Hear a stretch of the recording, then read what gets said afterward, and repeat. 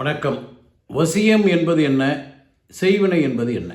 இரண்டும் வேறு வேறு விஷயங்கள். இப்போது வசியம் என்பது மனோவசியம், ஜிப்னாட்டிசம்னு பேர். இன்றைக்கு கூட நவீன காலத்தில் சில பேர்கிட்ட உண்மையை வரவழைப்பதற்காக மனோவசிய நிபுணர்கள், ஜிப்னாட்டிசம் செய்பவர்கள் அவரை படுக்க வச்சு அவர்களோட மனசை முழு கண்ட்ரோல் இவங்க கொண்டாந்து அதன் மூலமாக அவங்க மனசில் இருக்க உண்மைகளை வரவழைக்க பார்ப்பாங்க.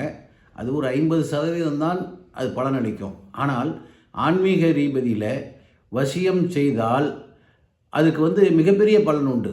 இப்போது ஒருத்தர் இடம் நல்ல அதிகமான விலைக்கு விற்கக்கூடியதை குறைஞ்ச விலைக்கு வாங்கிறதுக்கு அந்த இடத்தினுடைய ஓனரை வசியம் பண்ணுவாங்க.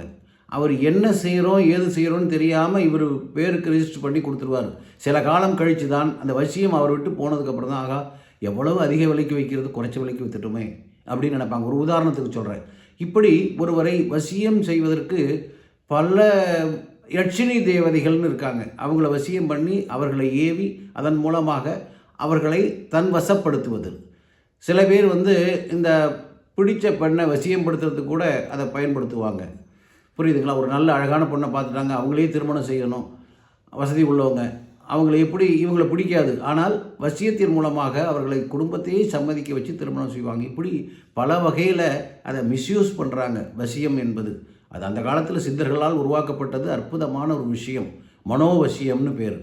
அடுத்து செய்வினை அப்படிங்கிறது பாவைகள் வச்சு, பூனைகளை வச்சு, அவர்களுடைய தலைமுடி, அவருடைய உடைகள் இவர்களெல்லாம் வச்சு அவர்களுக்கு அந்த செய்வினை கொடுப்பது. அப்புறம் இடுமருந்து கொடுக்கறது தெரியும். சின்ன ஒரு சாப்பிட்ற உணவுலேயோ குடிக்கிற தண்ணீர்லையோ கொஞ்சம் கலந்துருவாங்க. இதெல்லாம் செய்வினை. இந்த செய்வினை மூலமாக அவர்களுக்கு துன்பம் கொடுப்பது. வசியம் ஒரு நல்ல விஷயத்தை கூட செய்து கொள்ளலாம் அவர்களை வசியப்படுத்தி. ஆனால் செய்வினை என்பது அவர்களை துன்பப்படுத்துறது, அவர்களுடைய அழிவை பார்க்குறது.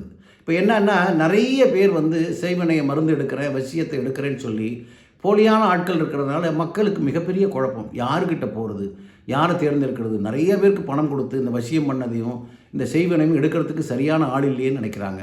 அது உங்களுடைய விருப்பம் தான், அது உங்கள்கிட்டயே விட்டுறேன்.